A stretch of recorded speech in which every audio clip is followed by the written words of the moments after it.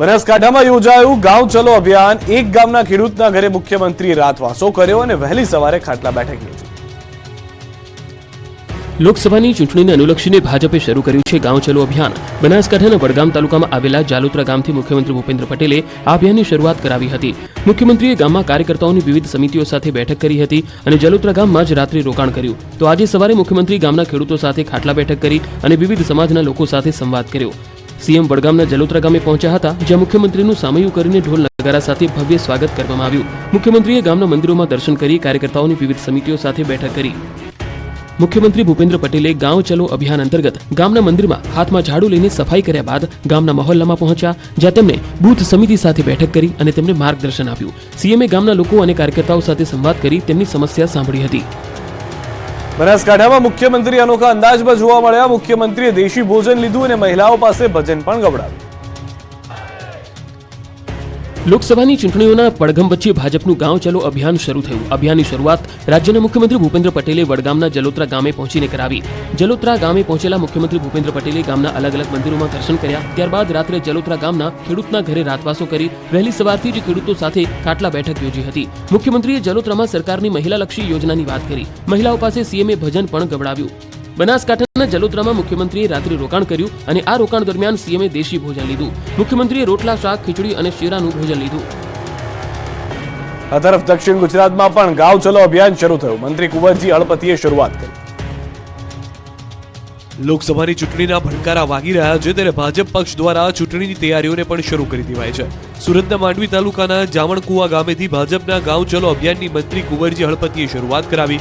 કુંવરજી હળપતિએ ગામના લોકોને સરકારની વિવિધ યોજનાઓ અંગે માહિતી આપી અને આ યોજનાનો લાભ લેવા આહવાન કર્યું। મહત્વનું છે કે લોકસભા ચૂંટણી આવી રહી છે અને સરકારી યોજનાનો લાભ છેવાડાના લોકો સુધી પહોંચે તે માટે ભાજપે આ ગાંવ ચલો અભિયાન શરૂ કર્યું છે। રાજ્યની 26 બેઠકમાં આવતી તમામ વિધાનસભા ગાંવ ચલો અભિયાનની શરૂઆત થઈ છે। પ્રદેશ ભાજપની સૂચના અનુસાર તમામ વિધાનસભાના ધારાસભ્ય પોતાના વિધાનસભા મત વિસ્તારમાં એક દિવસ રાત્રિ રોકાણ સાથે ગાંવ ચલો અભિયાનમાં જોડાઈ રહ્યા છે। સુરત જિલ્લાની આદિવાસી વિસ્તારમાં સમાવિષ્ટ માંડવી વિધાનસભામાં પણ ગાંવ ચલો અભિયાનની શરૂઆત કરાવી છે। માંડવી વિધાનસભાના ધારાસભ્ય અને રાજ્યમંત્રી કુંવરજી હળપતિએ માંડવી તાલુકાના જામણકુવા ગામેથી ગાંવ ચલો અભિયાનની શુભારંભ કરાવ્યો। મહર્ષિ દયાનંદ સરસ્વતી 200મી જન્મ જયંતિની ભવ્ય ઉજવણી। પીએમ મોદીએ વર્ચ્યુઅલી જોડાયા। મોરબીના ટંકારામાં મહર્ષિ દયાનંદ સરસ્વતીની 200મી જન્મ જયંતિના કાર્યક્રમમાં પીએમ મોદીએ વર્ચ્યુઅલી જોડાયા। સ્વામી દયાનંદના વિચારોને બધે પહોંચાડવામાં આ ઉત્સવ મનાવવામાં આવી રહ્યો છે। વર્ચ્યુઅલી સંબોધનમાં પ્રધાનમંત્રીએ જણાવ્યું કે ગયા વર્ષે મને આ ઉત્સવમાં ભાગ લેવા જણાવવામાં આવ્યું હતું। આવા મહાન વ્યક્તિ માટે આવો મહોત્સવ થવો જરૂરી છે। સ્વામીજીની જન્મભૂમિ ગુજરાતમાં મારો જન્મ થયો તેનું મને ગર્વ છે।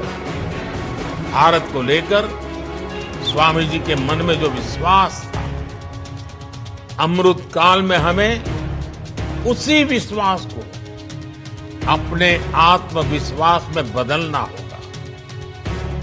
स्वामी दयानंद आधुनिकता के पैरोकार थे, मार्गदर्शक थे।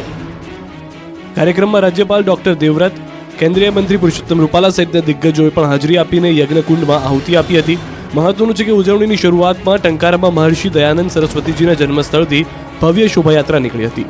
ટંકારા ખાતે આવેલા મહર્ષિ દયાનંદ સરસ્વતીજીના જન્મસ્થળ ખાતેથી રાજકોટ રોડ પર આવેલ કરસનદાસજીના આંગણા સુધી ભવ્યાતિ ભવ્ય શોભાયાત્રાનું આયોજન કરવામાં આવ્યું હતું। આ વખતને શિયાળામાં કડકડતી ઠંડી પડી જ નહીં, જેના કારણે શિયાળુ પાક પર માઠી અસર થઈ। ચાલુ સિઝનના શિયાળા દરમિયાન ઠંડીનું પ્રમાણ ઓછું રહ્યું, જેના કારણે સૌરાષ્ટ્ર સહિત રાજ્યના મોટાભાગના વિસ્તારોમાં શિયાળુ પાકના ઉત્પાદનને અસર થઈ। અમરેલી જિલ્લામાં ઘઉં, ચણા, જીરું અને ધાણા જેવા રવિ પાકનું વાવેતર મોટા પ્રમાણમાં થયું છે, પરંતુ પ્રતિકૂળ હવામાનને કારણે ઘઉં અને ચણાના પાકમાં રોક લાગતા ખેડૂતોની મહેનત અને અન્ય અપેક્ષાઓ પર પાણી ફરી વળ્યું છે। રવિ પાક માટે અત્યંત જરૂરી હોય છે કડકડતી ઠંડી, પરંતુ આ વર્ષે શિયાળામાં જોઈએ તેવી ઠંડીનો ચમકારો જોવા નથી મળ્યો। પરિણામે ઠંડીની સાથે સાથે ખેડૂતોના ચહેરાની રોનક પણ ગાયબ થઈ ગઈ। પ્રતિકૂળ હવામાનની સૌથી વધુ અસર ચણાના પાકને થઈ છે। ચણાના પાકમાં હાલ સુકારા નામનો રોગ આવ્યો છે।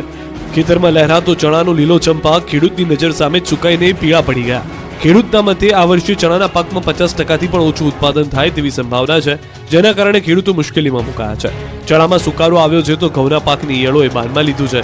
ઘઉંના પાકમાં આવેલી ઈયળોને કારણે ઘઉંના ઉત્પાદનમાં પણ બહુ મોટું નુકસાન જવાની સંભાવના છે।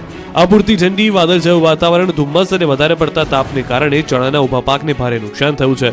ખેડૂતો જણાવી રહ્યા છે કે સુકારો એક એવો રોગ છે જેના પર કોઈ જ દવા કે ખાતર અસર કરતા નથી. હજારો રૂપિયાની રાસાયણિક દવાઓના છંટકાવ કરવા છતાં પણ ચણાના પાકને બચાવવાની કોશિશ નિષ્ફળ સાબિત થઈ રહી છે. દેવભૂમિ દ્વારકા જિલ્લાનો સૌથી મોટો ગણાતો શાની ડેમનું કામ પૂરજોશમાં શરૂ. ખેડૂતો અને લોકોમાં ખુશીનો માહોલ. કલ્યાણપુર તેમજ ઓખા મંડળના 110 ગામો માટે પીવાના પાણીનો મહત્વનો સ્ત્રોત ગણાતો સાની ડેમ છેલ્લા 6 વર્ષથી વિવાદમાં રહ્યા બાદ આખરે આ ડેમનું કામ પૂરજોશમાં શરૂ થયું છે, જેથી ખેડૂતોમાં ખુશીનો માહોલ જોવા મળી રહ્યો છે. 6 વર્ષ પહેલા 30 વર્ષથી વધુ જૂના એવા શાની ડેમ જર્જરિત હાલતમાં હોય ત્યારે આ ડેમને ફરીથી બનાવવાનો નિર્ણય તંત્ર દ્વારા લેવામાં આવ્યો હતો. ત્યારે 6 વર્ષ પહેલા આ ડેમને તોડી પાડવામાં આવ્યો હતો. વિવાદ બાદ ઝડપી કામગીરી શરૂ થતા હાલ ડેમના પાયાની કામગીરી ઝડપી પૂર્ણ થતા ખેડૂતો ખુશ થયા છે. આવનારા ચોમાસા પહેલા પાયાનું કામ કોન્ટ્રાક્ટર દ્વારા ઝડપી રીતે પૂર્ણ કરી દેવામાં આવશે. અંદાજિત 34 કરોડના ખર્ચે આ ડેમનું નિર્માણ કાર્ય હાથ ધરાયું છે. આગામી 2025 સુધીમાં આ ડેમનું નિર્માણ કાર્ય પૂર્ણ થશે. 110 ગામો માટે પીવાનું તેમજ ડેમની આસપાસ 15 જેટલા ગામો માટે સિંચાઈ માટે મહત્વનો સ્ત્રોત ગણાતો સાની ડેમ ઝડપી રીતે પૂર્ણ થાય તો કલ્યાણપુર અને ઓખા મંડળના ગામોમાં સોનાનો સૂરજ ઉગશે. પીવાના અને સિંચાઈની પાણીની સમસ્યામાંથી કાયમી ઉકેલ આવી જશે. અંબાજીમાં આવતીકાલથી પરિક્રમા મહોત્સવ. દેશ દુનિયાના લોકો મોટી સંખ્યામાં આવશે. અહીંયા યાત્રાધામ અંબાજીના ગબ્બરમાં 51 શક્તિપીઠ પરિક્રમા મહોત્સવ શરૂ થશે. 5 દિવસ સુધી ચાલનારા આ મહોત્સવની તૈયારીઓને આગળીઓ પવાઈ રહ્યો છે. પરિક્રમા મહોત્સવમાં આવતા શ્રદ્ધાળુઓ માટે તમામ વ્યવસ્થાઓ કરવામાં આવી છે. યાત્રિકો માટે નિઃશુલ્ક વાહન વ્યવસ્થા સાથે ભોજનની પણ નિઃશુલ્ક વ્યવસ્થા છે. 51 શક્તિપીઠ મંદિરના પથ પર નિઃશુલ્ક અલ્પાહારની પણ વ્યવસ્થા કરવામાં આવી. મહોત્સવને લઈ ગબ્બર 51 શક્તિપીઠ મંદિરોમાં ફૂલોનો શણગાર કરવામાં આવ્યો. મંદિર ખાતે વિશાળ મહાશક્તિ યજ્ઞનું આયોજન છે. આ તરફ યજ્ઞશાળાને પણ ફૂલોથી સજાવવામાં આવી. પરિક્રમા મહોત્સવ માટે રાજ્ય અને દેશમાંથી શ્રદ્ધાળુઓ મોટી સંખ્યામાં ઉપસ્થિત રહેશે. આ માટે એસટી વિભાગે પણ પરિવહનની વ્યવસ્થાનું આયોજન કર્યું છે. અંબાજી ગબ્બર ખાતે 51 શક્તિપીઠ પરિક્રમા મહોત્સવના દરેક દિવસે વિશેષ કાર્યક્રમોનું આયોજન કરાયું છે. મહોત્સવના પ્રથમ દિવસે પાલકી યાત્રા અને શંખનાદ યાત્રા, બીજા દિવસે પાદુકા યાત્રા અને ચામર યાત્રા, ત્રીજા દિવસે ધજા યાત્રા, ચોથા દિવસે મશાલ યાત્રા, ત્રિશૂળ યાત્રા અને જ્યોત યાત્રા અને છેલ્લા દિવસે મંત્રોત્સવ અને પુષ્પવૃષ્ટિ તથા સંસ્કૃતમાં અંતાક્ષરી જેવા વિવિધ કાર્યક્રમોનું આયોજન કરાયું છે. મહોત્સવ દરમિયાન દરેક ભજન સત્સંગ, મહાઆરતી, વિવિધ સાંસ્કૃતિક કાર્યક્રમોનું આયોજન અને અંતિમ દિવસે દાતાઓ, યજમાનો અને બ્રાહ્મણોનું સન્માન કરાશે. મોડાસાના રાજપુરમાં મહાબીજની ધામધૂમથી ઉજવણી. મોટી સંખ્યામાં પદયાત્રીઓ ઉમટ્યા. અરવલ્લી જિલ્લાના મોડાસા તાલુકાના રાજપુર ગામે શ્રદ્ધાળુઓનું ઘોડાપુર ઉમટ્યું. મહાસુદ બીજને વર્ષની સૌથી મોટી મહાબીજ માનવામાં આવે છે અને આ દિવસનું ખૂબ જ મહત્વ છે. ત્યારે રાજપુર ગામે ભક્તિમય માહોલ સર્જાયો. શ્રદ્ધા, શાંતિ અને એકતાના પ્રતીક એવા રામદેવજી મંદિરે ભારે ધામધૂમથી મહાબીજ ઉત્સવ ઉજવાયો. બીજા દિવસે આસપાસના હજારોની સંખ્યામાં અબાલવૃદ્ધ સૌ કોઈ પદયાત્રા કરી સંઘ લઈ રામદેવજીને નેજા ચડાવવા આવે છે. મોટી સંખ્યામાં ઉમટેલા શ્રદ્ધાળુઓ દર્શન કરી પ્રસાદ લઈને ધન્યતા અનુભવે છે. રાજપુરના ગ્રામજનો દ્વારા આજના દિવસે રામદેવજી મંદિરે ભગવાનનું વિશેષ સમૂહ આરતીનું પણ આયોજન કરવામાં આવ્યું. ભારે હર્ષ અને ઉલ્લાસપૂર્ણ વાતાવરણમાં ભગવાનના દ્વારે ભજન સત્સંગ પણ કરવામાં આવ્યો. દિવસ દરમિયાન ભજન સત્સંગ કર્યા બાદ રાત્રે ભગવાન રામદેવજીનો 70મો જામા જાગરણ પાઠ યોજાશે. ખૂબ મોટી સંખ્યામાં ભક્તો જામા જાગરણ પાઠનો લાભ લેશે. વાત અમદાવાદના એક અનોખા રિક્ષા ચાલકની, જેઓ ઓળખાય છે ઇમરજન્સી રિક્ષા ચાલક તરીકે. અમદાવાદનો રિક્ષાવાળો, આ ગીત તમે ચોક્કસ સાંભળ્યું હશે, પરંતુ અમદાવાદ શહેરના એક રિક્ષા ચાલકે આજે ઇમરજન્સી રિક્ષા ચાલક તરીકે પોતાની ઓળખ ઊભી કરી છે. સેવા હી પરમ ધર્મના વાક્યને સાર્થક કરી બતાવ્યું છે. અમદાવાદના શાહીબાગમાં રહેતા રિક્ષા ચાલક ગફુરભાઈ મિયાણા છેલ્લા 26 વર્ષથી માત્ર ગરીબ દર્દીઓને નિઃશુલ્ક રિક્ષા સેવા પૂરી પાડે છે. તેમજ દર્દીઓને જરૂર લાગે તો ટિફિન સેવા, દવાઓ સહિત અન્ય સુવિધાઓ પણ સ્વખર્ચે આપે છે. ગફુરભાઈએ જાણે કે નિસ્વાર્થ સેવાનો ભેખ ધારણ કર્યો છે. શહેરની બહારથી આવતા દર્દીઓ માટે જાણે આશીર્વાદરૂપ સાબિત થઈ રહ્યા છે. શાહીબાગમાં રહેતા અને માનવતાવાદી વિચાર સાથે કામ કરતા ગફુરભાઈ છેલ્લા 26 વર્ષથી નિસ્વાર્થ ગરીબ દર્દીઓ માટે ફ્રીમાં સેવા કરે છે. તેમાં પોતાના માતા પિતા અને પત્નીના નિધન બાદ તેઓ ગરીબ દર્દીઓની સેવા માટે ભેખ ધારણ કરી ચૂક્યા હોય તેવું છે. ગફુરભાઈ વહેલી સવારે રિક્ષા લઈ નીકળી જાય અને સિવિલ હોસ્પિટલ, વીએસ હોસ્પિટલ અને એલજી હોસ્પિટલમાં રહેલા ગરીબ દર્દીઓને ટિફિન પહોંચતું કરે. તેમજ બહારથી આવતા દર્દીઓને હોસ્પિટલમાં દાખલ કરવાથી લઈ તેઓની દવાઓ, તેમની અન્ય કોઈ વ્યવસ્થા સહિત તમામ સેવાઓ આપે. આ ઉપરાંત દર્દી પાસે પૈસા ન હોય તો ખુદ સ્વખર્ચે દવાઓ લઈ આપે. ગરીબ દર્દી હોસ્પિટલથી ઘરે જવું હોય તો પણ નિઃશુલ્ક ઘર સુધી પહોંચાડી દે.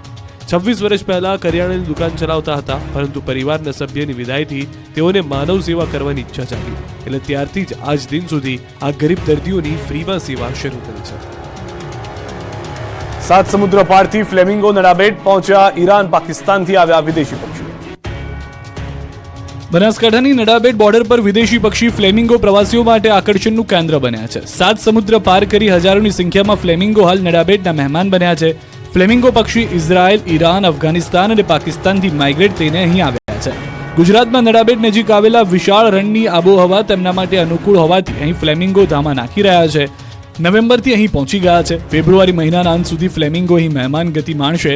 ફેબ્રુઆરી માસના અંત અને માર્ચની શરૂઆતથી બનાસકાંઠાના રણ પ્રદેશમાં ગરમીનું પ્રમાણ વધતા આ પક્ષીઓ અહીંથી પરત પોતાના વતન રવાના થઈ જાય છે. 3 ફૂટની ઊંચાઈ ધરાવતું અને પાંખો ખોલ્યા બાદ લગભગ 6 ફૂટની પહોળાઈ ધરાવતું ફ્લેમિંગો નામનું આ પક્ષી ભારતમાં એક દુર્લભ પક્ષી છે અને અત્યારે આ દુર્લભ પક્ષીથી નડાબેટનું રણ ઉભરાઈ ગયું છે.